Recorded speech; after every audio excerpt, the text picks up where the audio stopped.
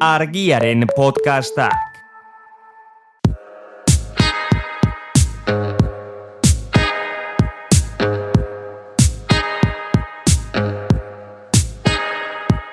Etxerako lanak, Mikel García Iriak ezen podcasta.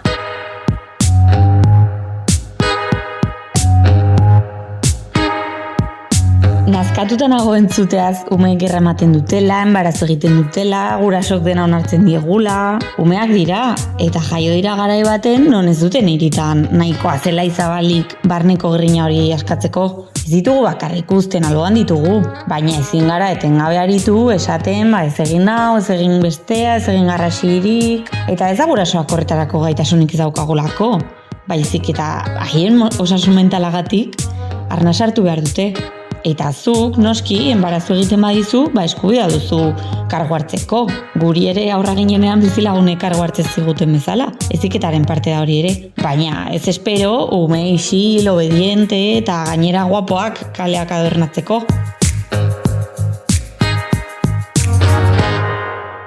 Argiako lankide baten ahotan entzun berri duzuna, emakume bati irakurri nion sare sozialetan. Aurrek enbarazu egiten dutela entzuteaz nazkatuta dago. Umeek arnasa behar dute. Iritzi festa ordea nahiko bariatua izaten da gai honetan.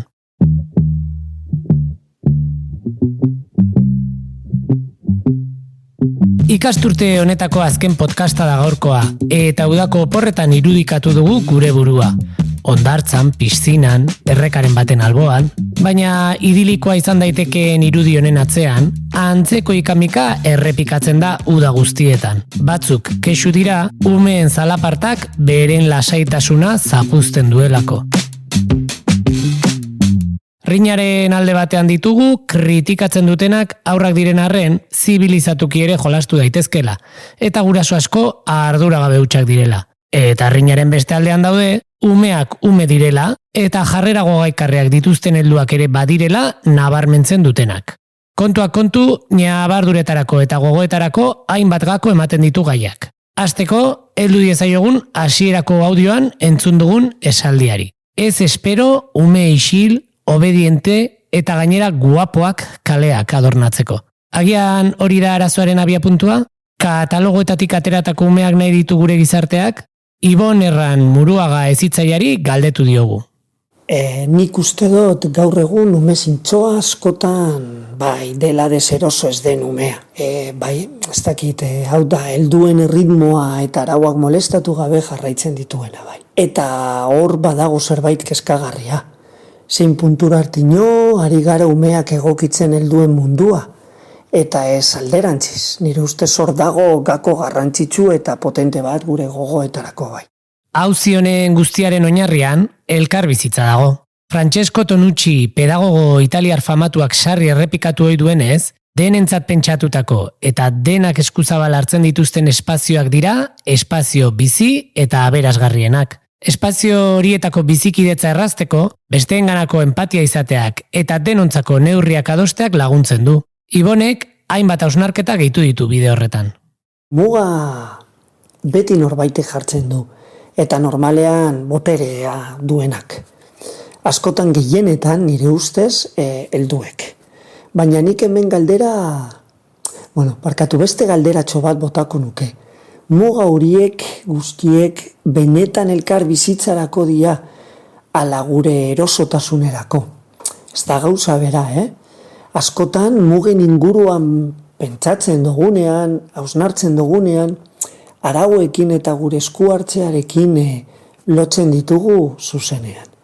Agian harremanen logika joan beharko genuke. Nire susmoa da umeak molestatzen dutela, esaten duen jende askok ez duela esperientzia handirik umeekin eguneroko bizikidetzan, harreman horietan guztietan, elkar bizitzan ez daukie esperientzia handirik.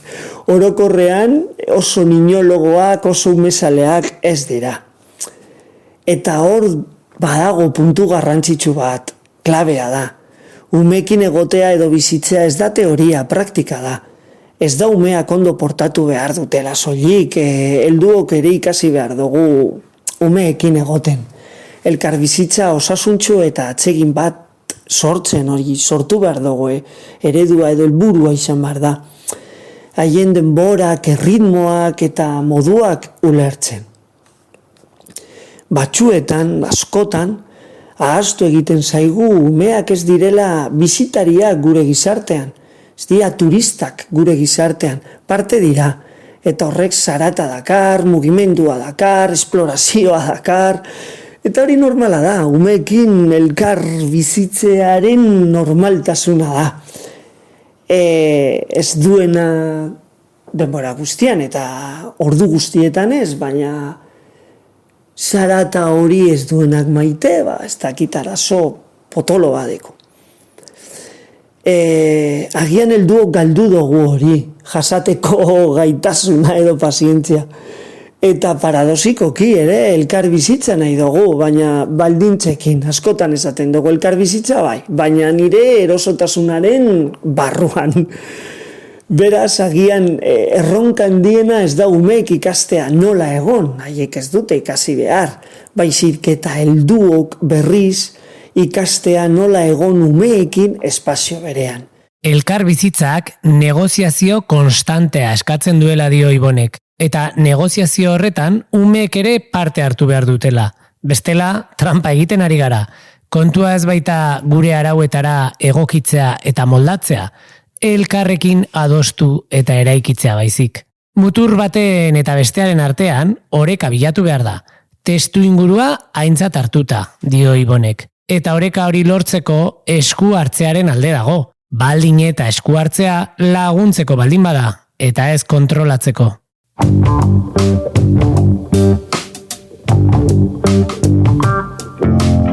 Ados, ezin da edozein lekutan edozer egin. Eta ados, guraso batzuek arduratsuago jokatu dezakete seme-alabekin. Baina gaur bide lagun dugun hezitzaileak bi ñabardura egin nahi ditu. Bat, gehienetan kritiken jomuga amak dira, eta ez da kasualitatea. Eta bi, kasu batzuetan galdera honakoa da. Gurasoak dira permisiboegiak, ala kexatzen direnak dira zurrunegiak mugimendu txikienarekin ere haserre? Gizarte helduzentrista honetan, berdin onartzen aldugu haur, nerabe eta helduen zalaparta?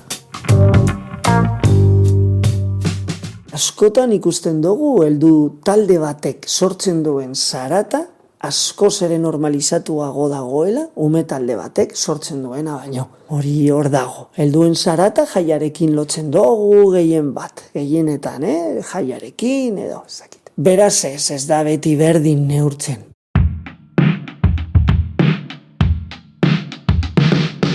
Bueno, gaur ere esku bat altxatuta ikusten dut horratzean.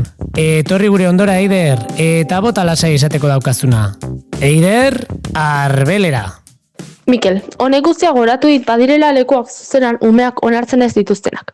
Donostian, adibidez, hotel ireki zuten 10 urtetik berakoi sarrera debekatuta. Emandako arrazoia, lasaitasuna, erosotasuna, erlaxazioa eta ingurune bare bat preziatzen duten pertsonentzat dela hotel hori.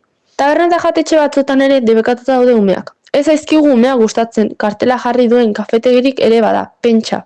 Irakurri nuen, Mexikon zinean sartzea debekatu zietela 3 urteko berako umei. Eta debako liburutegian duela gutxi arau aldatu duten arte, haurrek ordubetez baino ezin zuten liburutegian egon. Helduak ordea egun oso egon zitezken.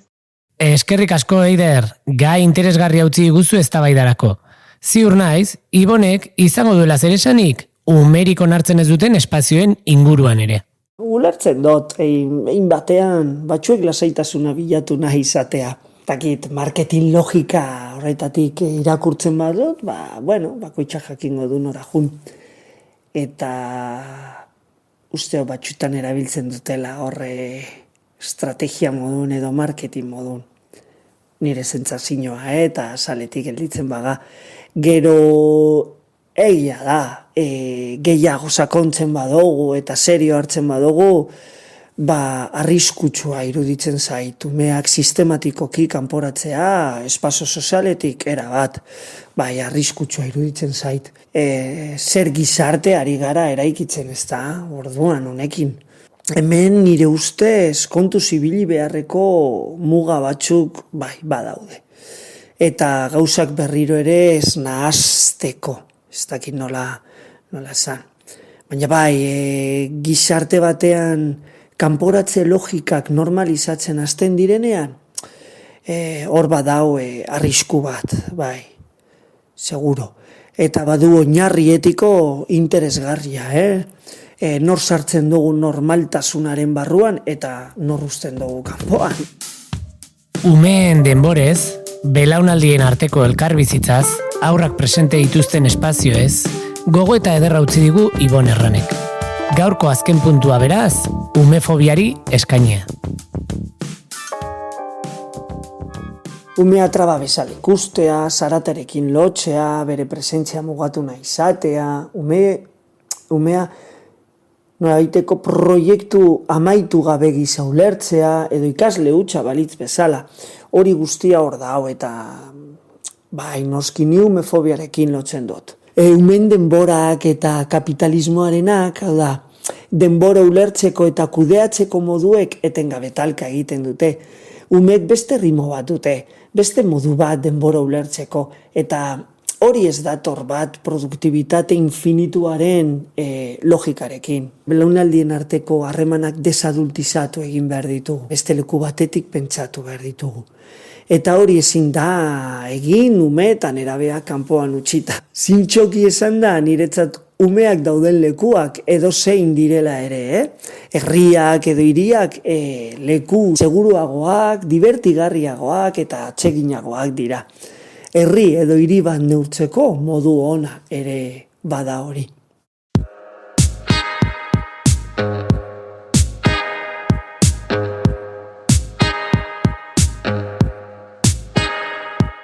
Zarata ateratzen utzi behar diegu aurrei, galdera horri tiraka, erantzun batzuk eman eta galdera berriak sortu ditugulakoan, oporretara goaz. Gogoratu, Argiaren Hezkuntza kanalean entzungai dituzula heziketari lotuta ikasturte honetan, astero atera ditugun podcastak. Udazkenean, berriro ere izango gara bueltan. Manes Moreno teknikari lanetan, Eider Remazabel ikasle laguntzaile zereginetan, eta ni neu. Ordura arte, ongi ibili!